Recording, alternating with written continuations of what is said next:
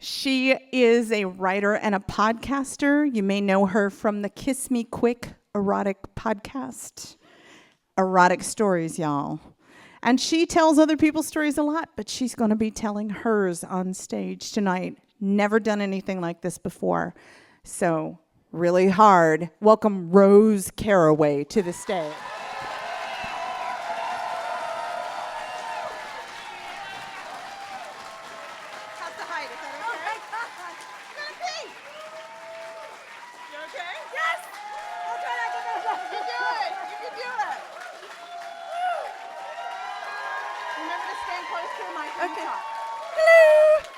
Should I take my heels off in case I do pass out? I won't fall as far.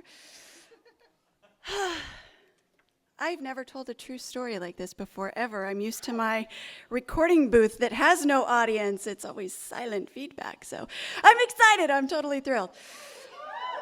Okay, I'm from Sacramento, and that's where I'm going to take you right now. My story starts in Sacramento in the summer. It's been, like a record high, 110 degrees, 103 degrees. It's 10 o'clock at night. My 3 kids are asleep. All the fans are going. My husband and I are in the garage, closed up, in our green Toyota Sienna. He's in the passenger seat. I'm in the very back row. The van is sealed up. All the windows are up. The doors are closed. And there are sleeping bags held up by bungee cords all around. We're soundproofing the van. This is our recording studio back in 2011. And it's so hot in there that I am sweating. It's dripping off of me, and I'm reading erotica. So not only am I hot from the summer, but I'm reading a story that has never turned me on. I've never been turned on like this before. I'm laughing, trying not to laugh as I record.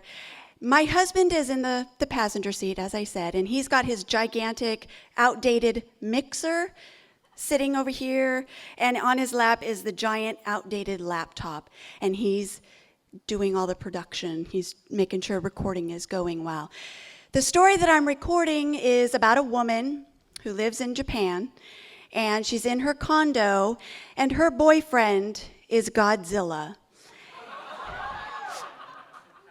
And he's coming over for a booty call. And how do you narrate that story? You just do. So I come in at this story. The chick is putting on her goggles, and she's giving a body job. Body.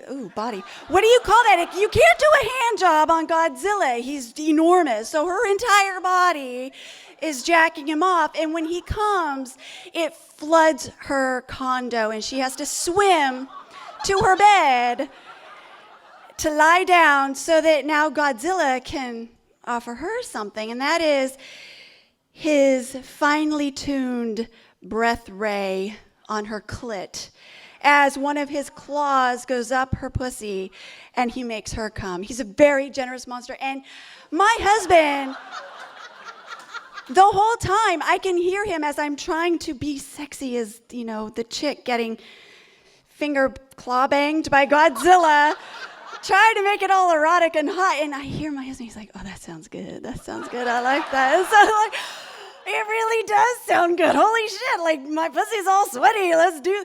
So he turns as the story is done, and we look at each other and we're like, oh my God, we need to fuck to this monster story. It's powerful. And so he moves the mixer and carries the laptop with him and climbs over. My husband is a big guy. He's 200 pounds, and a guy climbing that size over the passenger seat is you're like, come here, big daddy. So we're both sweaty, and we're peeling off our clothes, and then we fuck. I think I got the fucking in before 4 minutes, so we're good, right? So we fuck. We fuck in the back of my green Toyota Sienna in the middle of the summer, recording erotica. It's monster erotica, and it's awesome. And the next morning, as I'm taking my kids to school in the van, in the minivan, my kids, they find my panties on the floor. And I'm like, oh, okay, well, they must have fallen out of my gym bag. Sorry, guys. And then I turn the radio up, like, let's get to school now.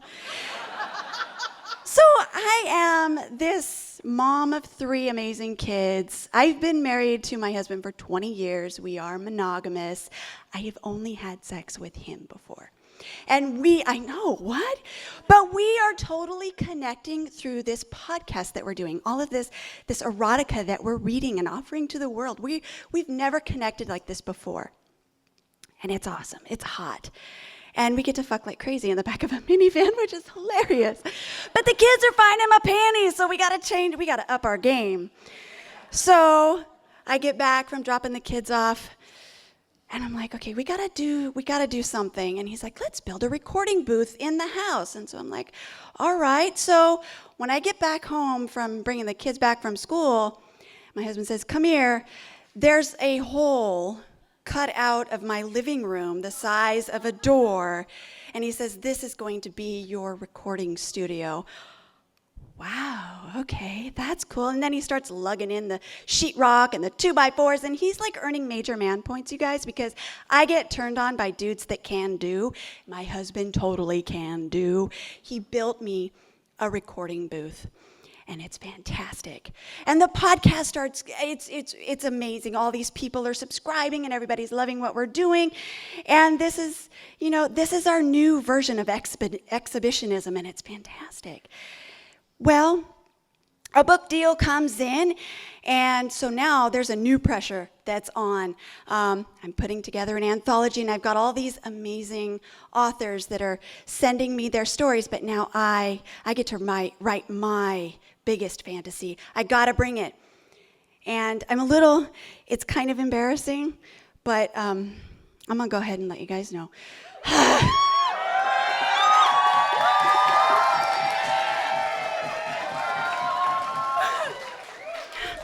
Sweating like a whore up here, Dixie. So, my mind is a whore. I can't help it. Okay, so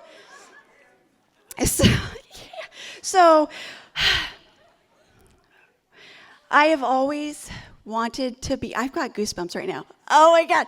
I have always wanted to be Grace Jones. She is a beautiful Jamaican woman who's absolutely gorgeous, athletic, tough as shit, and I love badass women, and I wanted to be her since I was like 12 years old. But not only did I want to be Grace Jones, there was a very specific thing that I needed to have happen, and that was I needed to be Grace Jones and get fucked by Conan the Barbarian.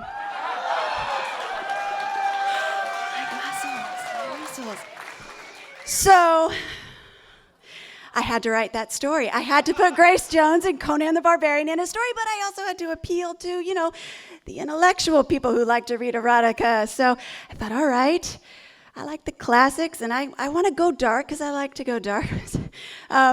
So interpret that as you will. Who better to base a story on than Shirley Jackson's The Lottery? So, I don't know if you can figure it out. I didn't want, this lottery where a lucky winner would get stoned to death by, the townspeople. That would suck. I wanted it to be a bunch of barbarians gathered together, and one lucky Grace Jones would win the lottery, and she would get to pick her barbarian sex slave. Dude. I'm like, if you read erotica, pussies do quiver. I'm just letting you know now, and just talking about that. Whew, that's my thing. So this story is written in 3 days. I got Conan as a sex slave, and Grace Jones is winning the lottery. So I'm ready to record. I take the kids to school. I come back. Get the computer situated, I get in my recording booth, I sit in my chair, and I look at my script, and I just start recording the best, sexiest story I've ever read, and I'm totally in the sweaty, wet pussy zone. And I've just got Grace Jones unlocking Conan's shackles when, from my recording booth window, my husband walks in. He's naked. We both sleep naked. He's naked. He's a little disheveled from sleeping, and he's got a cup of coffee. But I look down, and he's got a hard-on. It's not this hard-on, it's this hard-on. And I can't record anymore. My brain totally goes primal, and I'm like, you, Conan, me, Grace Jones. And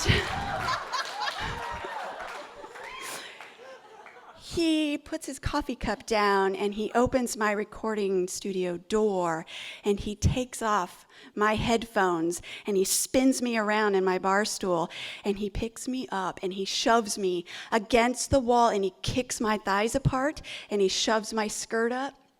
I don't wear panties, by the way. And as my legs are kicked, the microphone goes, and so I go and I save it because it's so expensive. I had to save my allowance for so long to buy that fucker. So I save it, and I'm against the soundproofed wall that's that egg crates, that foam stuff, and it's like falling because it's only hung by these nails. Now, in my fantasy, Conan, as I'm Grace Jones, always picks me up and throws me over his shoulder and slams me down on his feasting table, and he rips the apple out of the roast pig, and he shoves it up my pussy, and he goes down on me and eats it until he gets all the apple out. That's...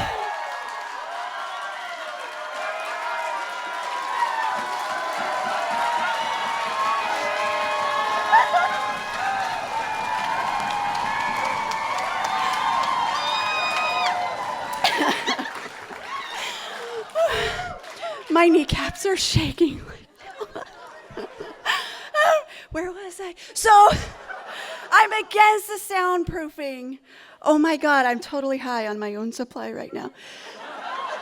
And my husband, my own Conan, gets down on his knees, still sleep disheveled and everything, and he takes the biggest sniff of my pussy, and that's it.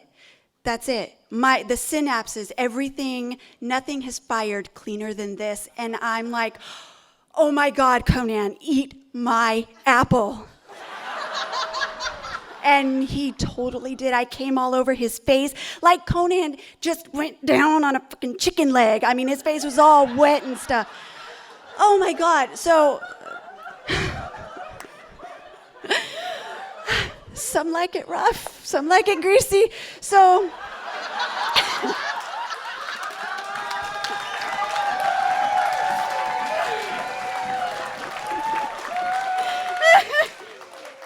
I know I do. And so we basically christen my sexy recording studio. And you know, I'm a monogamous wife of 20 years. I've got 3 kids.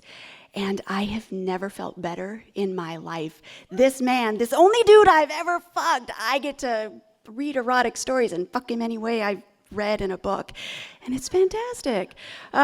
So as we're, you know, oxygen deprived and recovering on the floor of the recording studio, my husband gets up and hits play on that recorder because it's been going this whole time.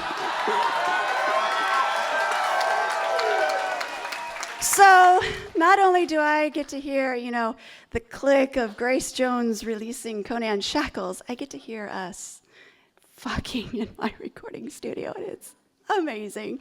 So you too can get turned on by anything if you just turn your mind on, get your brain turned on. And, you know, if anybody out there thinks that monogamy is boring, you can just go ahead and eat my apple, because it ain't, I'm telling you.